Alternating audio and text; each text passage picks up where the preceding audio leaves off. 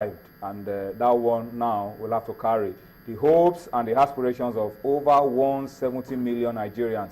We're talking about Warri Wolves, who will be campaigning in the CAF Confederations Cup, and it's a long way for Warri Wolves to even get to the group stage. So that means there's still a lot for us to do. We'll talk about it on the program tonight, and you can begin to send your comments to us as well. Why are we struggling? The last 4 or 5 years, we've been woeful on the continent. Why are we struggling? Why is it difficult for us to get these results under our belt? At a time we had 2 Nigerian teams in the semi-finals of the CAF Champions League. We had one in the CAF, but things have just gone awry.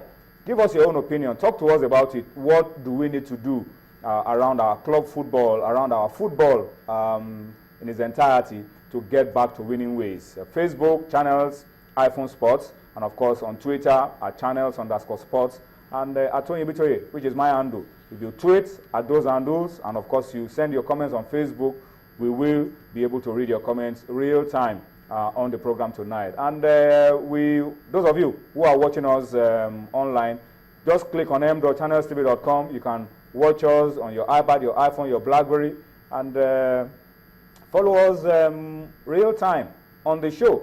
Of course, the address www.channelstv.com, youtube.com/channelsweb.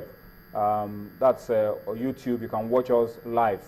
It's real time, and you can enjoy all that we're doing on Channels TV coming your way. And of course, for your Channels app, you can download the Channels app on iOS, on your Windows, or their respective stores, and you are able to carry channels with you wherever you go. Of course, as you send those comments across to us, we will appreciate if you can tell us exactly where these comments, these tweets are coming from, so that we can appreciate you even more on the program tonight. We will, in the next couple of minutes, of course, be taking you into the boardroom. The CAF Congress is holding tomorrow. We'll talk about it. We will also be talking about the weekend, the draw for the African Nations Championship. Nigeria now know the route to the 2016 African Nations Championship that will be holding in Rwanda next January. We'll talk about it.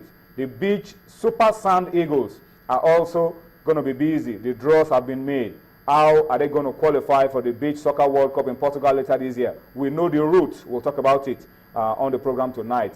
Toby Adepoju is already is somewhere in the studios. He will be joining us. We'll be taking a look at our teams on the continent, the CAF Champions League, the CAF Confederations Cup. We will also be talking about the State FA Cup finals. A lot of the finals were decided. Some will be decided before the end of the week, but we will give you a lowdown on some of the results that we have on the program tonight. And then, in case you do not know, today is World Table Tennis Day. Austin Okonakwan has put together a very beautiful report on table tennis.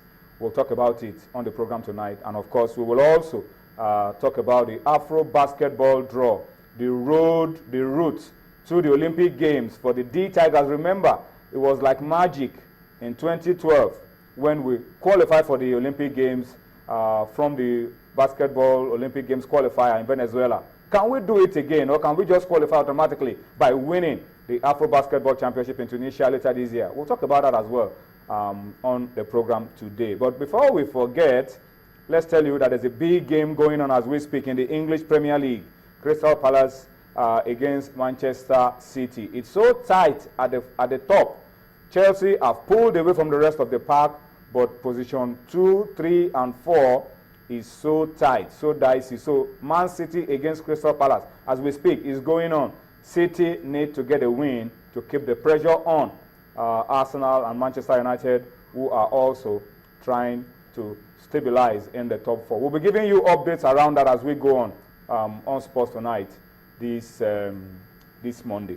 But let's gentlemen, start off the show from the political side of things. It's a massive day tomorrow for African football. Big weeks of African football. Heads, the chieftains of African football, as we speak, are gathered in Cairo, Egypt. And all they will be doing is try to draw up a roadmap to move the African game to the next level. And then, of course, there will be a lot of politics as well, because elections into the CAF Executive Committee and the FIFA Executive Committee are also around the corner. And you expect that there will be a lot of horse trading that will be going on in Cairo. NFF President Amaju Pinnick, NFF General Secretary Sanusi Mohammed have already arrived in Cairo, and we are sure they will be representing our interest quite well at the Congress. But when you let me come to you very quickly, a lot is expected from the CAF Congress in terms of the politics, before we talk about the football. FIFA President Sepp Blatter is there. Some of his opponents for the FIFA election later this year, like Prince Ali, like Louis Figo, are also there. There will be a lot of horse trading, I'm sure. Yeah, you're absolutely right, Tony. Before I go into the FIFA politics, I think the two very crucial points that they will be trashed out in this 37th CAF Congress will be the two places that is up for the FIFA Executive Committee from CAF. Then there will be an amendment to it. This one is also very crucial to the rules for CAF presidency, doing away with age limit for FIFA CAF office bearers, and that will help Isa Hayatu contest the next election. It's so funny. Then the next host for the 2017 African Cup of Nations, you are aware that Libya withdrew because of war in that country. Then, like you said, Tony, the contenders for the FIFA presidential election, Prince Ali Ben Al Hussein, Luis Figo, Dutch FA President Michael van Praag are all in Cairo. It reminded us. Yes, it reminded us of when the presidential candidates were touring the country, and they came to Nigeria at one time. So I think all of them are going there to try to convince. Because Africa is massive, 54 votes. I think they just they have just gone there on to fulfill all righteousness. CAF has said that they will vote en bloc. It's one thing for CAF to say, so it's another for the individuals because it's still going to be secret ballot.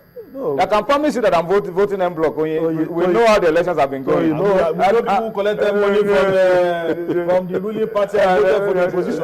It's difficult to monitor people because you still need to go one by one. No, I understand what they're saying, but you know how these things are structured. Blatter, has played the politics well. The last time the Nations Cup was hosted in Equatorial Guinea, he went there, and it was when Ghana played Equatorial Guinea. There was a fracas. I know what they said, that the Western, if he told the line of Issa Hayatu, that the Western press are always overblowing any African crisis, that they're trying to downplay.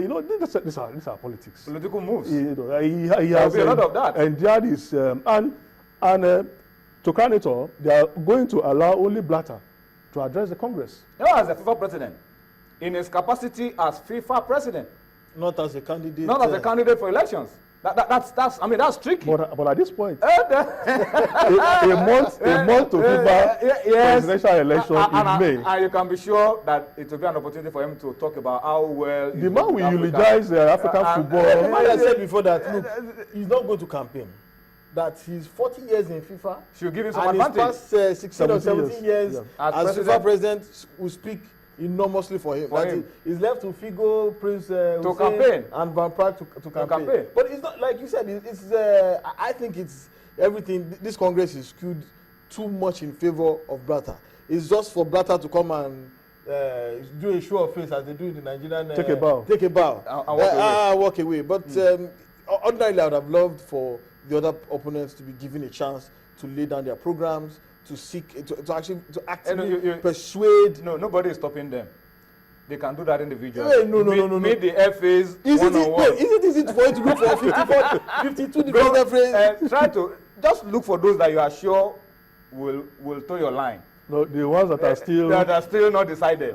Don't waste your time talking to some of those that are decided. Just talk to those that are still undecided and then try to win them over. Do we know how we are voting? How Nigeria is voting? That's the NFF president that will decide. NFF president will decide all of that. All right, but you can be sure that it's going to be an interesting time at the CAF Congress. Apart from the politics, CAF 2015, Morocco pulled out. CAS overruled. FIFA is going to admit, CAF is going to admit Morocco into the draw for 2017 because that's the CAS ruling and that's the highest judicial body in in sports. So they are agreed. They've agreed that Morocco will be back in the draw for 2017, but they will be naming the host for 2017.